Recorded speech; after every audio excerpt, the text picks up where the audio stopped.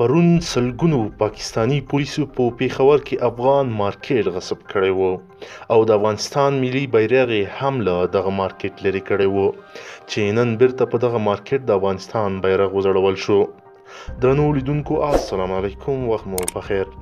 په پاکستان کې افغان سفارت په خپره کړې اعلامیه کې لیکلي په پېښور کې د افغان حکومت افغان ملي بانک ملکیت چې په افغان مارکیټ پیژندل کیږي د ځمکې مافیا او غاصبین ورباندې دعوا کړې وه. تېره شپه یې په سلګونو پاکستاني پولیسو او حکومتي چارواکو په غیر قانوني توګه له هټیوالو څخه د ځمکې د غصب او مافیا ډلې ته د سپارلو کوښښ وکړ.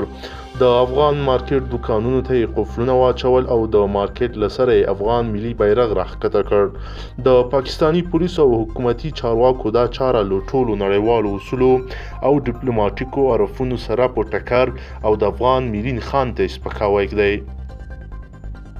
دوی همداراز زیاتوي افغان سفیر شکرالله عاطف مشل او ورسره ډیپلوماټانو د همدې لانجې د هواري او څېړلو په موخه نن له غرمې وروسته پېښور ته سفر وکړ. په دې تړاو یې د رسنیو د استازو پر وړاندې د افغانستان اسلامي جمهوري دولت دریځ روښانه او افغان ملي بیرغ یې بیرته یاد مارکیټ پر سر وځړاوه. عاطف مشل په پېښور کې رسنیو ته په خپلو خبرو کې ویل دې چارې ته باید د افرادو ترمنځ نه بلکې د دولتونو ترمنځ د مسلې په توګه وکتل شي.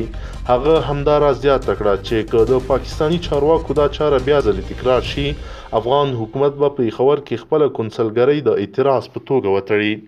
د یادولو ده چې بیګا شپه ناوخته سلګونو پاکستاني پولیسو افغان مارکیټ ته تللي وو. هلته یې دوکانونه تړلي، د افغانستان بیرغ یې له افغان مارکیټ لرې کړی او سپکاوی یې ورته کړی و. همداراز د افغان کونسلګرۍ لوحه یې هم له مارکیټ لرې کړې وه چې د افغان مارکیټ دوکاندارانو بیا افغان کونسل ته احوال ورکړی و چې نوموړي افغان سفیر خبر او دغه ستونزه یې هواره کړله.